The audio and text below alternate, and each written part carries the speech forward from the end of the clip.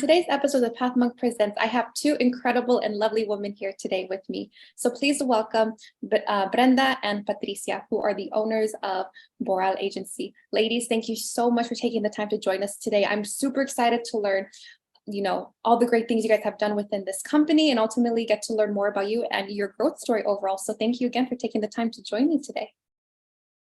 Absolutely. Thank you so much for having us, Mariah. Yeah, definitely. Yeah. It's an honor. I'm super excited.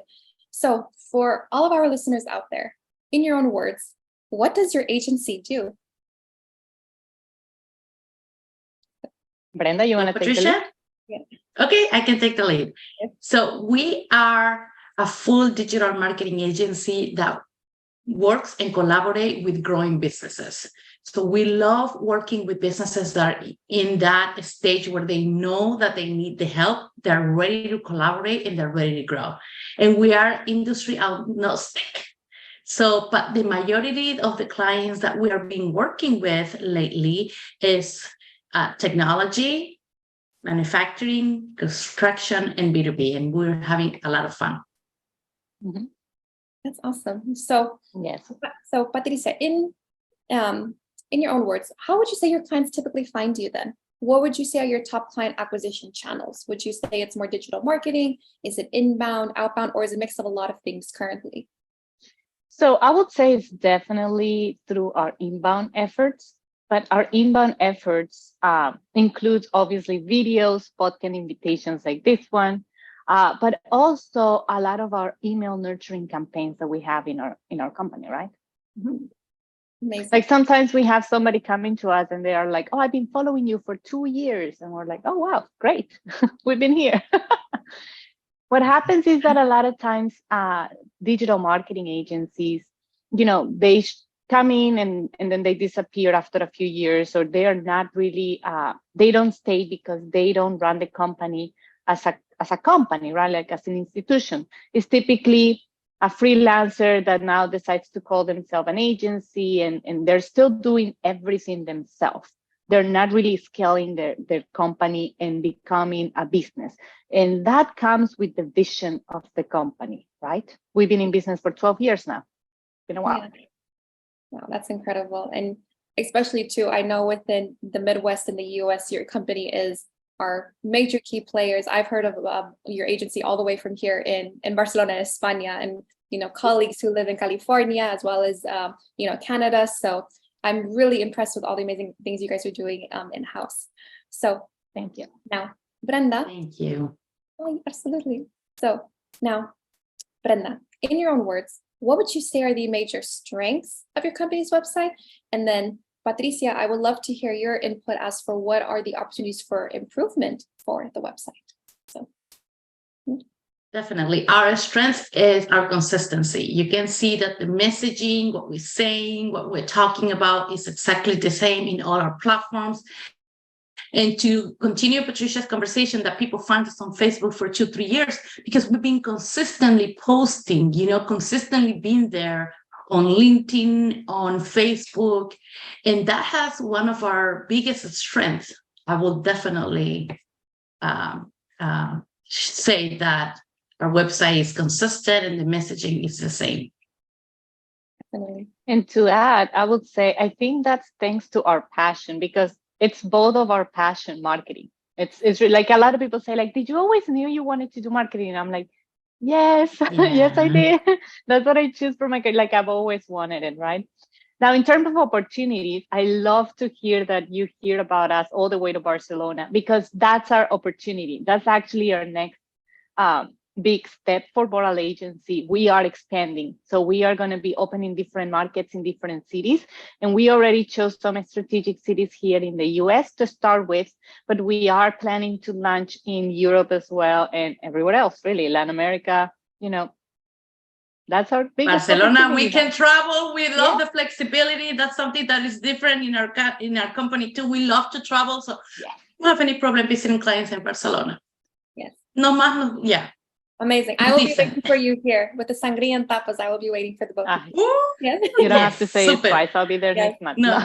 Perfect. Yeah, I'm already scheduling. Yeah, I love it. I'm here for it. Yes. All right. So now, ladies, I want to hear about how did you both decide on opening your company? How did you both know, okay, we're going to partner on this, and then ultimately create the vision for what your agency is now? So Brenda, if you want to start, and then Patricia, you can add on to this. Yes, definitely. That's a funny story how we started. A funny story. So I came to United States in 2005, and I was working in marketing for insurance company, a big risk management company. And an opportunity came out to start agency for events and marketing with somebody I met from my original country. And things didn't go well. So after 2 years, I didn't like it. So I'm like, you know what? This is not for me. And then Patricia comes and say, no, you shouldn't do it with me. Let's do it together. And I'm like, no, Patricia, I don't want to, have problems. We're sister. I don't want to fight with you and all the time, because I saw the problem with my previous partner and I didn't like it. And I ended up losing a friendship. So I didn't like that feeling. And I was so like, no. And she's like, no, we're going to do it, and we're going to do it right, and we're going to do it. And she convinced me, and it was the best decision ever. I'm so happy. I think it was all thanks to the fact that I was like, okay, it went bad for you. So what are the things that you learned, right? And we actually sat down at a Starbucks and we put together an operating agreement. And we said, okay, this is the rules of the game, right? The rules of engagement. And this is how we are going to engage with each other. And we talked about literally everything, like even vacation, how many days we're going to take, each of us, like everything that we can think of, we put it on the operating agreement, right? Even like if something happens to one of us, what's going to happen with the other half, God forbid, like literally everything that we can think of, we put it there. And it's kind of like, it's been our guidance throughout all these years, right? Because a lot of people think, oh, family business, and you can see it on their face, like, oh, they cringe a little bit. But for us, we've been able to really separate business from personal life, right? We can still hang out on the weekends. And when one of us start talking about the business, the other one is like, then let's send a message to our group chat and we'll talk about it on Monday, like in office hours, right? That's awesome. I think it's really great how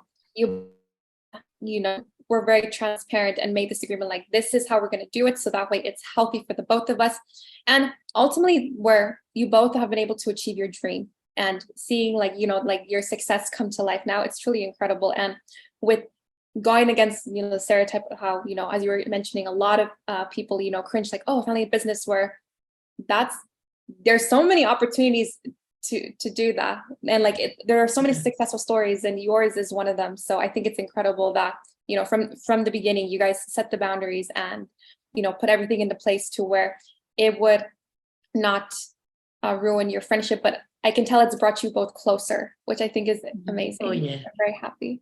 That's awesome. 100%, yes. So now my next question is, for all of our listeners out there, for the both of you, where do you go to learn, grow, and just stay up to date, especially with running an agency? How do you stay up to date within what's on the news and how you manage moving forward? So Patricia, if you want to elaborate on this, and then Brenda, you can jump in as well. Well, we actually every month we have what we call our creativity contest, still in the secret here. And it's not only up to me to kind of like, okay, what am I reading, right? Because somebody else in my team can be reading or finding out about something else. So we come all together on our creativity contest, and everybody is presenting something interesting that they found, outside. And that way we're kind of like pitching with each other. And on top of that, we are doing like a training, like a 1 or 2 hour training. So we're constantly trying to learn more. Marketing, as you know, is constantly changing. Technology is moving in speeds that are, it's hard to keep up, and we have to be there on top of it if we want to stay, 1, relevant, 2, if we want to be able to provide results to our clients, and 3, if we want to simplify our life as well, because technology is opening so many doors right now. In terms of how quickly you can do your work, how many opportunities or ways of communicating with your audience you have. So for us, learning is not something that we do only once. we just try to learn from many sources, right? Definitely. And Brenda is really Yeah. good at sending those screenshots and articles from where she was as Yeah. well. Yeah. And, you know, being current in your industry, you know, there's so many associations. For example, we're members of the American Marketing Association, you know, media, branding, there's so many. So just reading the news updates and setting, because it's so easy to get drawn to have 3-4 hours of reading about news. You know, just set up your calendar and say, hey, I'm just going to read for 20 minutes and see what are the main headlines in my industry, you know, and then when I have time on the weekends, I will, you know, continue reading, but always constantly learning, constantly being in your industry is the best thing that you can do. Definitely. And I like too how you say, you know, breaking it down to where it becomes snackable as well, to where it's not overwhelming, especially, you know, you said, you both said it perfectly, where it becomes so overwhelming to where you're like, okay, I want to take a step back, and then like it doesn't lead to a healthy trail of thought after that. So now my next question is, for the both of you, if you were able to go back and restart your company, what and if there is anything that you would do differently, or is there anything that you would change?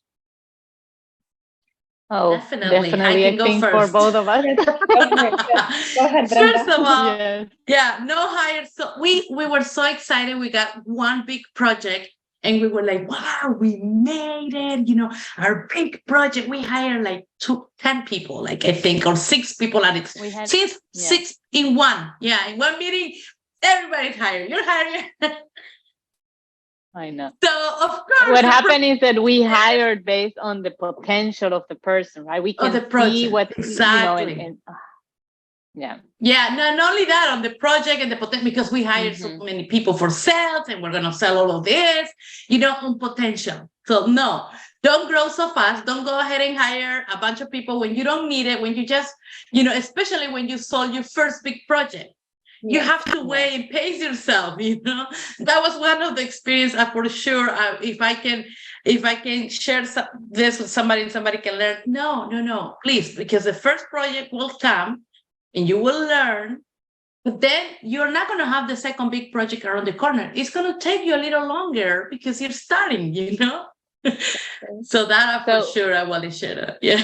So yes, definitely I agree with Brenda. Like growing too fast, too quickly is not the best when you don't have a strong foundation. And at that moment, we were working also at the same time, creating our systems, creating our processes, and hiring. It was literally one day I sat down and I was like, this is not what I want for my life, because you felt like you were putting fires all the time. It was really stressful. So we kind of like took a step back and we rearranged our business model.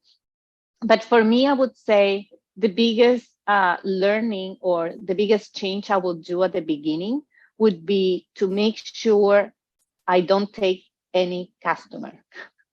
You know, I will make sure that I only focus on the type of customer I want and not say yes to just anybody. Because at the beginning, if you read more about our story, right, we started with literally $300 for our LLC, and that was it. Like each one of us brought our laptop, and that's kind of how we got started.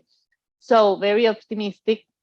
We will take literally any customer that would say, yes, I'll buy from you. We were like, yes, great. Instead of taking the time to be like, no, this is the target audience. And if we go months without selling, you know, we have to find another source of income in the meantime until we find the type of customers that we want. The reason is because a wrong customer can do more damage to your company than waiting for that right customer. And that was a huge lesson for us. No, definitely. But thank you so much for sharing insights. And I think this is so beneficial for a lot of our audience as well, for anyone who's wanting to open their own business, how to break into a new market, for anyone who currently is a business owner, you know, how, you know, with planning to scale up and to grow, and, you know, to how to plan moving forward. So thank you for sharing your insights. So now, ladies, we're at the end of our interview today. And I want to thank you so much for joining us on the podcast, but I also want to give you both the last word. So if anyone were to forget about everything we've talked about in your interview today, what is the main thing that you want them to remember about your agency overall? So Brenda, if you want to start, and then Patricia, you could finish us off with your last word. I want people to remember that we are an extension of your company. We collaborate with our clients. And that's the reason our passion is to work with people who's ready to grow. Because we've been there, we know the struggles, and we're ready to help you and collaborate with you so you can grow your company and make all your dreams and goals happen. And that's we bring the vision, of our clients to life. And that's what is our passion, and we're very good at it. Mm-hmm.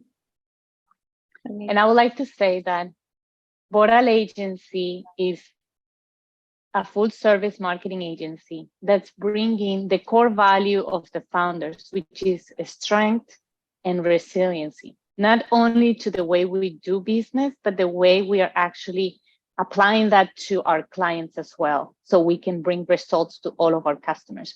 Every time we engage with a client, we make sure that there's a clear outcome for both of us, and we are able to hit that goal.